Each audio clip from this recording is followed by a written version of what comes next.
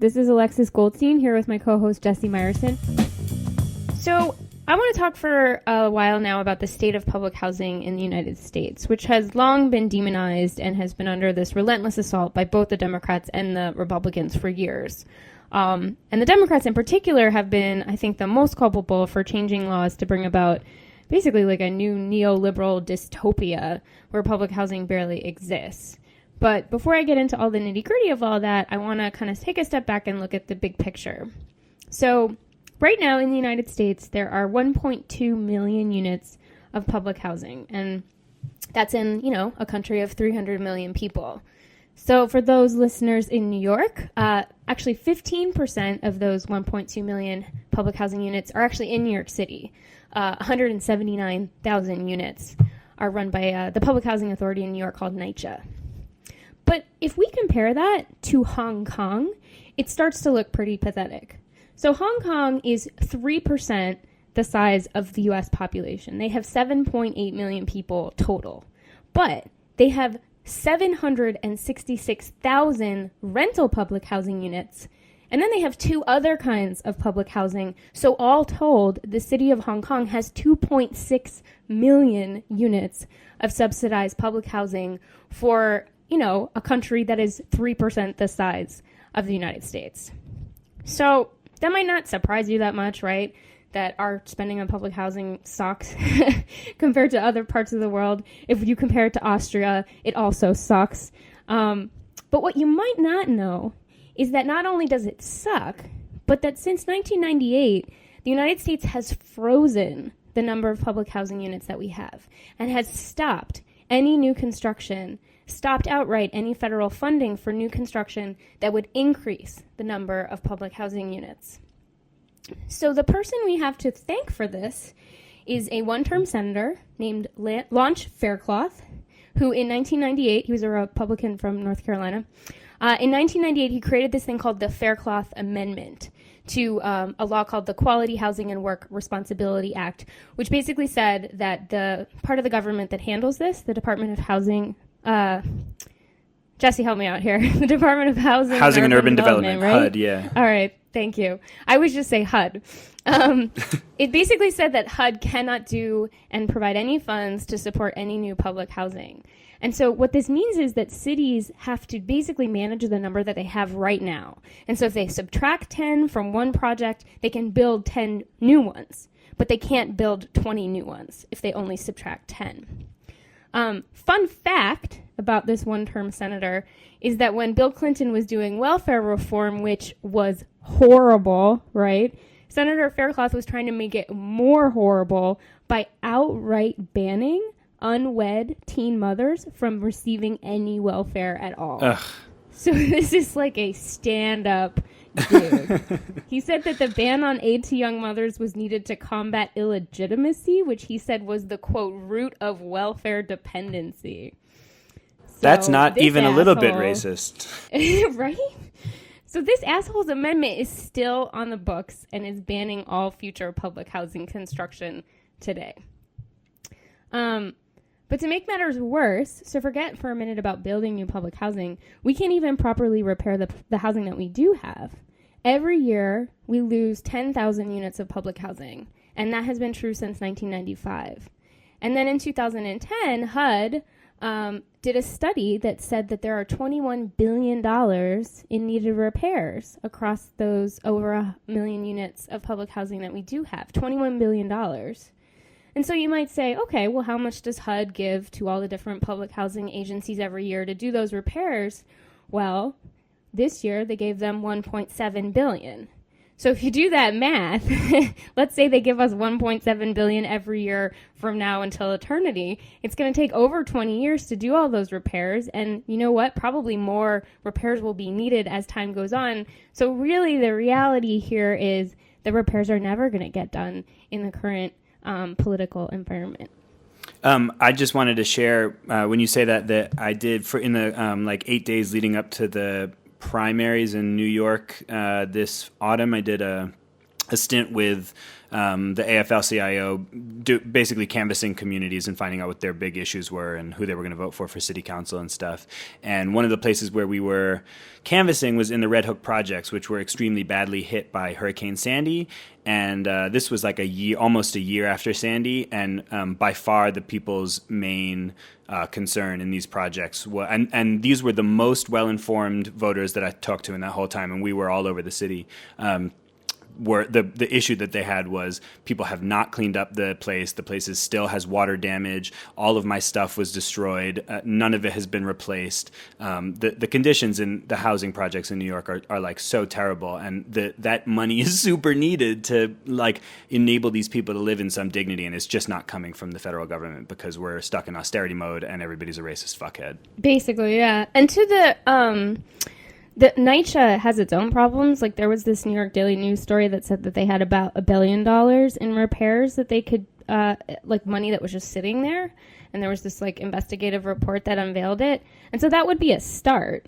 They still need, they did a report saying that they needed actually 17 billion in repairs, 17 billion with a B. And to their credit, Carolyn Maloney, who I often disagree with, but in this case agree with, and Congresswoman Yvette Clarke, and I think Jerry Nadler, and one other person, apologies who I'm forgetting, basically said, yo, NYCHA, you really should spend that billion that's sitting there and do some repairs. And the New York Post penned this op-ed that I found super hilarious that was basically like, their whole argument was, the government makes a terrible landlord QED, this is a dumb idea. And that was like the extent of the op-ed. It was like 2 words long. The intellectual rigor of the Post's op-eds are always just stunning and overwhelming and intimidating with how smart they are. So I don't want to just beat up on the Post though, because I want to take a minute now and actually tell you why you should be really mad at Obama about all of this. Now we're talking. Yeah, so I actually want to walk you through a hall of shame that begins with Clinton and ends with Obama, to talk about even more stuff about public housing that's horrible beyond what we've already said. So under Clinton, they created this program called Hope 6. And the basic idea behind Hope 6 was some of these public housing projects were in really bad disrepair, and it would probably be better to just demolish them and then rebuild them and start fresh. Now, whether or not you agree with that premise, this passed. And there, were some public housing projects, I suppose, that could use demolishing and rebuilding. But there was no 1-for-1 replacement requirement. There, I guess, was for a minute. That was repealed in 1996 because the Clinton administration was concerned that if you had a 1-for-1 requirement, you know what I mean, demolish one unit, rebuild one unit, it would not appeal to investors. And they wanted to attract investors to basically rebuild the projects into mixed income housing communities. Fuck investors. Yeah. So they give these huge grants of like $20 to $30 million that public housing authorities can apply for to basically get that money to demolish and then rebuild the housing. And as you might imagine, this program has been really widely criticized because even though it sometimes succeeds in eliminating blight, it displaces the residents because redevelopment can take up to 10 years. So the people who are displaced get vouchers, Section 8 vouchers, but that means that they have to go into the private market, basically, with a voucher and find a Section 8 landlord, which is often hard to find and not always readily available. And there's also no evidence, they've done some studies on this, that people who are displaced do better, because that's like the Republican and I guess the neoliberal Democratic talking point is, public housing makes people lazy. And the studies actually show the opposite, that your income outcomes are worse, your educational outcomes are worse when you get displaced from public housing than they are for people who get to How stay. Weird that like people having a like stable living condition should actually like foster their freedom and ingenuity. Right? Well, we should just remember that all of this came from that lovely Senator Faircloth who didn't want teenage moms to get welfare. And the Democrats are essentially agreeing with that person when they do a lot of these policy changes. So that was Clinton. So that was messed up. And then we get George W. Bush, who doesn't like Hope 6 because it's spending money on public housing, period. And he's just like, F up public housing altogether. But he used Hope 6 to do a huge land grab in New Orleans post-Katrina. And they basically raised these 4 big housing developments that just so happened to be in the French Quarter, in a super, like, yuppies want to move into their area. And they demolished the public housing and replaced it with mixed income housing after they got this big grant from HUD. And what's sort of truly sad about this is, besides everything, is that Barack Obama writes this letter at the time to then President George W. Bush saying, don't destroy the public housing in New Orleans. And the letter says, quote, no public housing should be demolished until HUD can point to an equivalent number of replacement units in the near vicinity, end quote. Which sounds good, right? You should do a 1-for-1 replacement and don't demolish anything until those units are there. So that's what he said before he's president. So then Obama comes in and becomes president. He has a Democratic majority in the House and Senate. And he says that he wants to tackle the problems with Hope 6.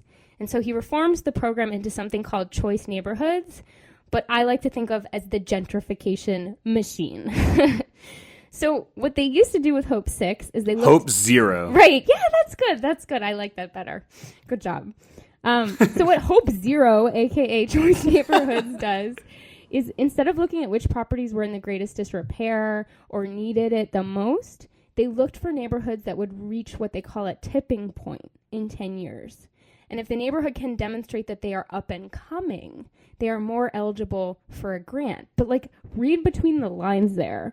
Like, that basically is them saying, if this neighborhood is going to attract, you know, rich yuppies. Yes, exactly. When I hear that a neighborhood is up and coming, I reach for my gun. It's just like every single time what that means is going to get wider and going to make landlords more money. And this isn't just like a, you know, crazy radical conspiracy. There was an Associated Press article about this called New Orleans Post-Katrina Gentrification is Touchy. That was the name of the article. And they have a quote in the article that says, it's talking about the demolition of public housing, and it says it's part of the Choice Neighborhoods Project. It's a concept pushed by the Obama administration. HUD hopes that by starting the process of gentrification, private investment will follow, and the communities will become desirable places for all races and classes to live in, end quote. This is from the Associated Press, not really known for being like, you know, having opinions and like being real radical.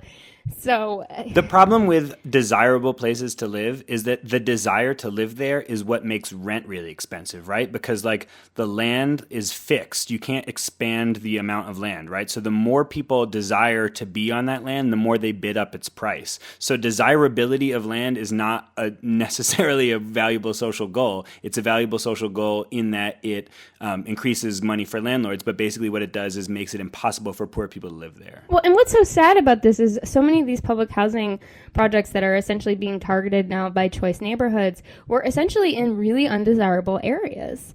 And just because the growth of cities and, you know, more sort of yuppie professionals, especially like young white professionals, have been moving back to the cities, these areas that were previously undesirable are all of a sudden desirable. And so the people sort of get fucked twice, right? They got fucked because they didn't have enough money to live anywhere but public housing, so they were pushed into these undesirable neighborhoods. Then, you know, 2 decades pass or whatever, all of a sudden it's a desirable neighborhood. You know, this person is elderly at this point, right? This hypothetical person I'm talking about in the public housing unit. And now they're getting displaced again because gentrification marches onward. Yeah. Ugh. So I don't want to depress you guys anymore, but there's 2 more things that Obama has done that's really messed up. The first one, only half got implemented. It's called Petra. And this was basically an attempt to privatize public housing. It was basically a program that HUD put forward to allow public housing agencies to mortgage their public housing units to banks, essentially selling off the units to a bank and then using the money that they get from HUD to pay down the mortgage. The logic being that this would allow them to raise money up front and they could use that money to do repairs. But the problem is this Petra program that the Obama administration pushed allowed for the banks to seize the public housing in the event that the Public Housing Authority went into foreclosure. So think about it, right? we just had a sequester. We are in the midst of sequester. We just had a shutdown.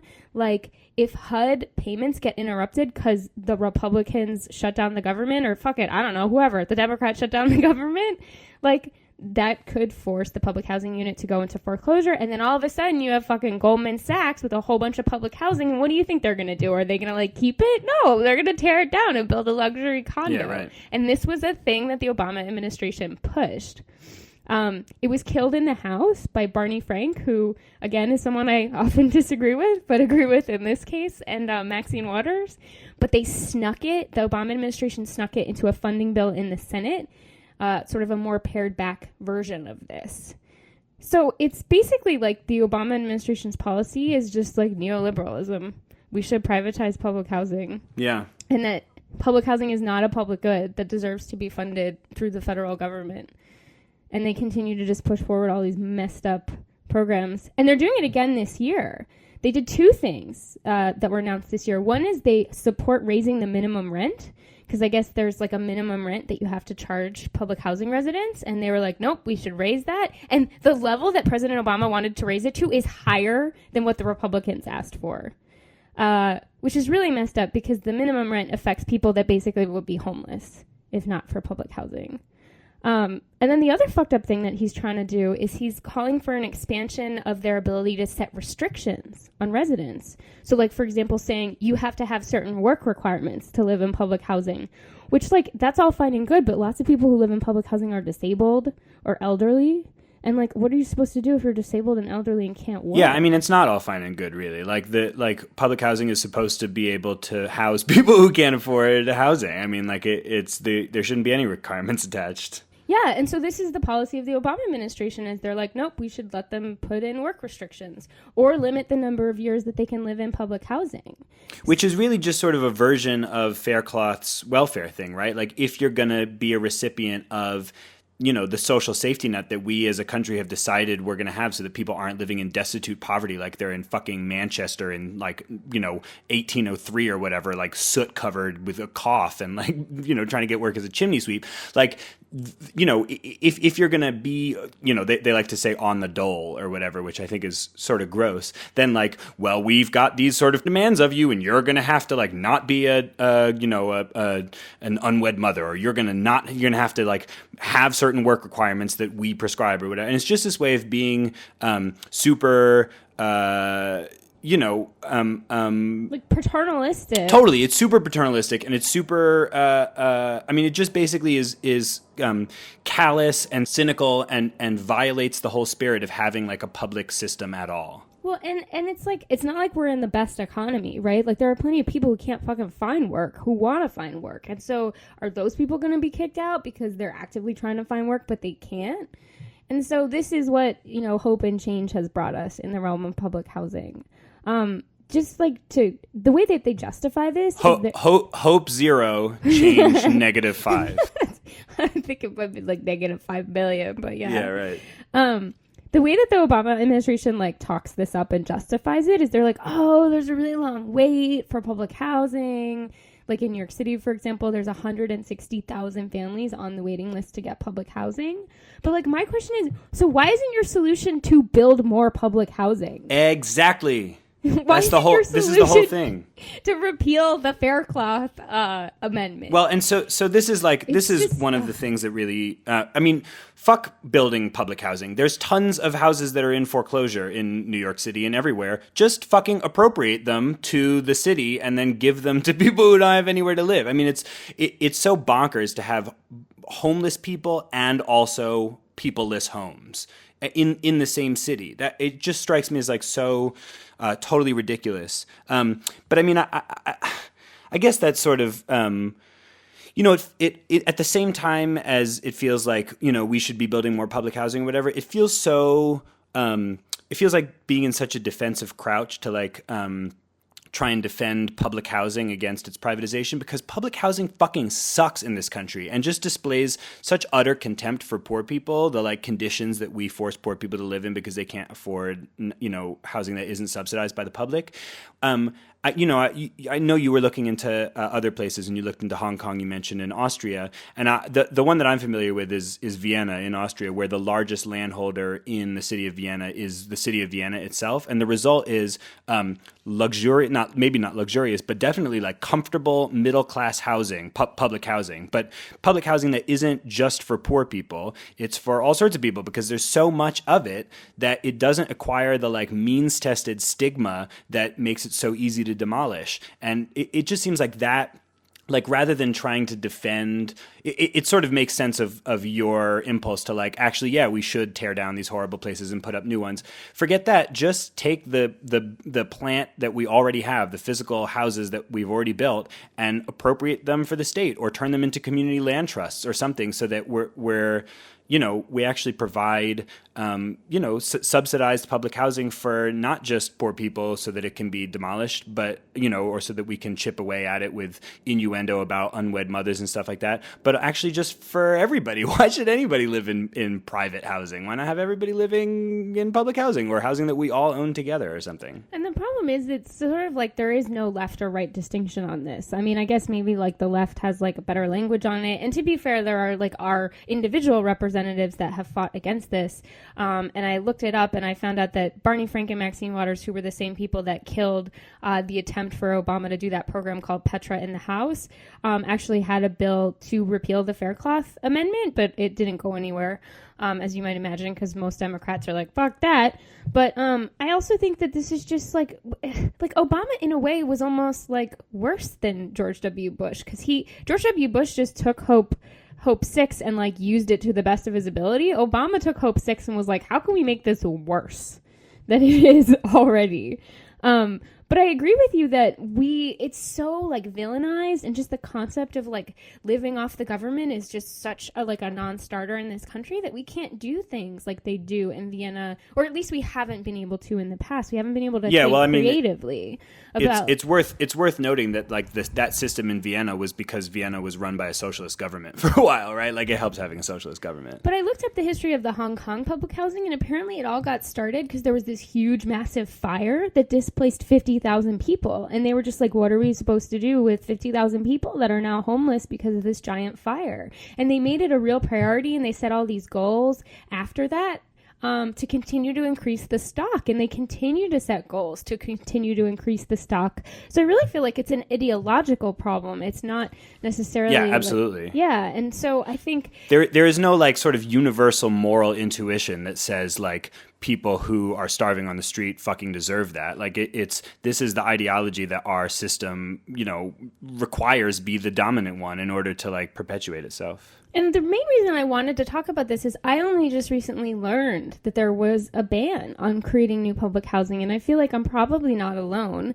And I think that, as there's, maybe you've seen it, there's been a lot of articles about like how the country is kind of moving left, especially among the younger populace. And there was something about how like more people under 30 have a positive view of socialism than have a positive view of capitalism.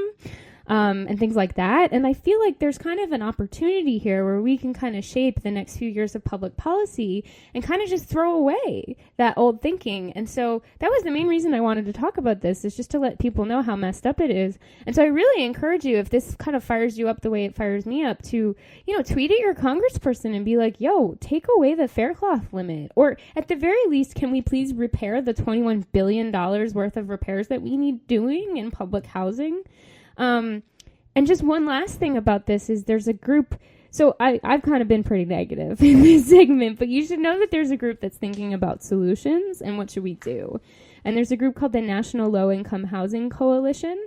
And they have a proposal that says we could end homelessness in America for $30 billion a year for 10 years.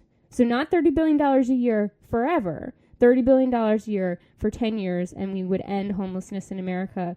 And so if you're curious in reading more about that, you can go to their website. It's nlihc.org/United for Homes. And they have a video about their proposal. You can also follow them on Twitter, NLIHC. But that's just one group that's kind of thinking about this.